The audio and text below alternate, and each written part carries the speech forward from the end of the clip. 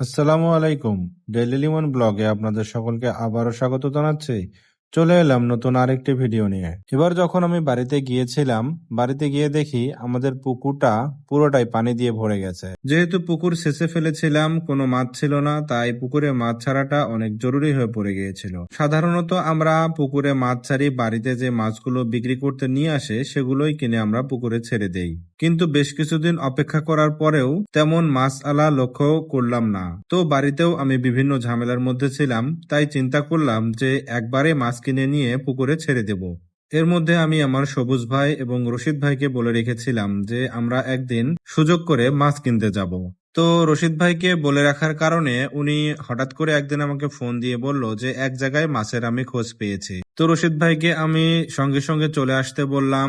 রশিদ ভাই আমাদের বাসায় রেডি হয়ে চলে আসলো এবং খোঁজ খবর নিয়ে জানতে পারলাম যে লোকটার থেকে সে মাছ নিতে চাচ্ছে সে আমার এক বন্ধুর বাবা।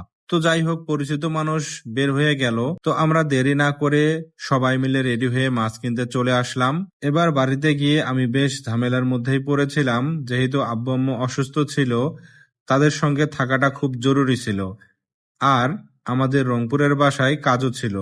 সো গ্রামের বাড়ি এবং রংপুরের বাড়ি দুই পাশে সামাল দিতে আমার অনেকটাই কষ্ট হচ্ছিল। যাই হোক, যেহেতু আমার তেমন একটা মাছ যাচাই বাছাই করার সুযোগ ছিল না, এখানে এসে আমরা দেখলাম বেশ অনেক প্রজাতির মাছ এখানে আছে। আমার খুবই ইচ্ছা ছিল যে মাছগুলো আমি নেব সে মাছগুলো যেন সাইজে একটু বড় হয়। তো এখানে মোটামুটি সব মাছের সাইজেই আমরা যে রকম চেয়েছিলাম সেরকমই পেয়েছি, শুধু দুই প্রজাতির মাছ, রুই মাছ এবং মৃগেল মাছ, এই দুইটা একটু সাইজে ছোট পেয়েছি। তাছাড়া যে মাছগুলো আমরা নিয়েছি সবগুলোই মোটামুটি বড় ছিল।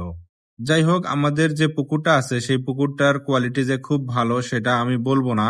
আর আমরা বাণিজ্যিকভাবে মাছ চাষ করি না। পুকুরের প্রাকৃতিক খাবার এবং বাইরে থেকে যতটুকু আমরা খাবার দেই সেটা খেয়ে মাছ বড় হয় এবং সেটাতেই আমাদের পরিবারের চাহিদা পূরণ হয়।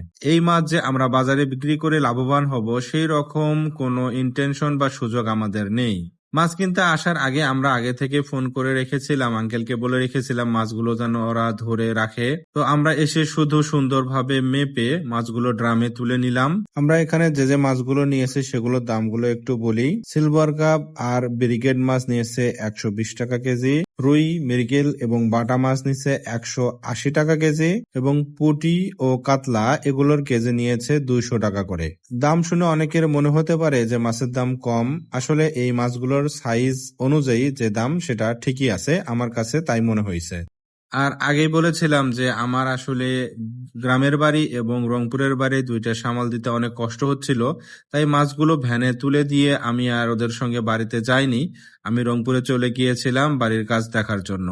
তো তাই বাড়িতে এসে মাছগুলো কিভাবে ছাড়া হয়েছে সেই ভিডিও ফুটেজটা আমার কাছে ছিল না, কারণ আমি বাড়িতে যাইনি। এটা হচ্ছে পরের দিনের ভিডিও। সকালবেলা আমি পুকুর পাড়ে গিয়ে ভিডিওটা করছি। যেহেতু আগের দিনে মাছ আমরা নিয়ে আসছি তাই দু একটা মাছ এখানে মরেছে, আপনারা দেখতে পাচ্ছেন।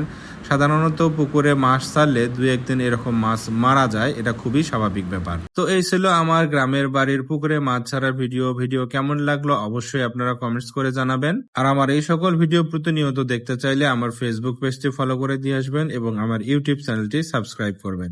সবাই ভালো থাকবেন, সুস্থ থাকবেন। আল্লাহ হাফেজ।